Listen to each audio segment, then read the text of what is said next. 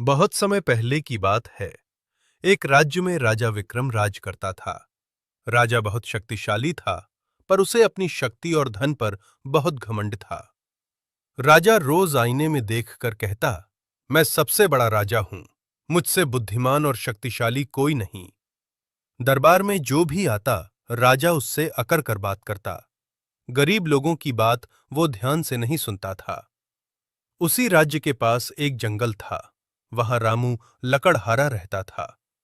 रामू बहुत गरीब था, लेकिन ईमानदार और विनम्र था।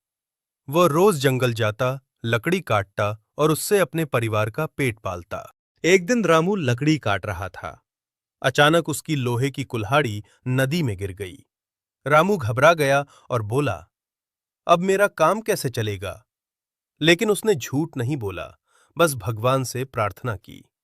फिर चांदी की कुल्हाड़ी दिखाई। रामू ने फिर मना कर दिया। अंत में लोहे की कुल्हाड़ी दिखाई गई।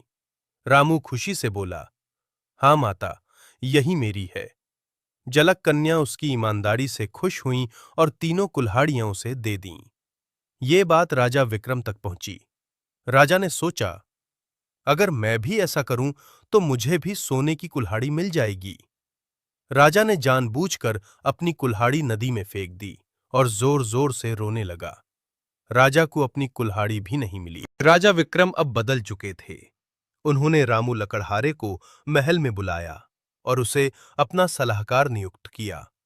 राजा ने समझा कि जो व्यक्ति सोने के लालच में अपनी ईमानदारी नहीं छोड़ता, वही राज्य का सबसे सच्चा साथी हो सकता है। खुशहाल राज्य और नई योजना। राजा ने रामू के साथ मिलकर राज्य के सभी निर्धन लोगों के लिए एक योजना बनाई। उन्होंने जंगल को काटने के बजाय नए पेड़ लगाने का अभियान शुरू किया। राजा खुद पसीना बहाकर लकड़हारों के साथ पेड़ लगाते थे। अब प्रजा उन्हें घमंडी राजा नहीं, बल्कि प्रजापालक राजा कहने लगी थी।